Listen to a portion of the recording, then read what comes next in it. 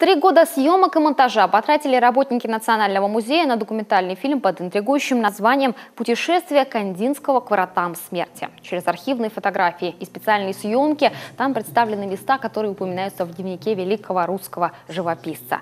Показаны города и села, в которых он был: Усть-Сысольск, село Усть-Кулом, Керчомье, Подъельск. Создатели картины рассказали, что постарались показать, как на коме земле поэт менял свой взгляд на искусство. Вот это путешествие Кандинского по Вологодской губернии, когда он был еще студентом в 1989 году, она имела для него такое поворотное значение. То есть он понимает, внутренне глубинно понимает, что он не будет юристом, а станет художником. Мы тем самым говорим, что кандинский юрист умирает, да, к врата смерти, и рождается новый кандинский. Поэтому он как бы вот эта точка его перерождения внутреннего, принятия очень сложных решений. То, что часто люди делают в своей жизни.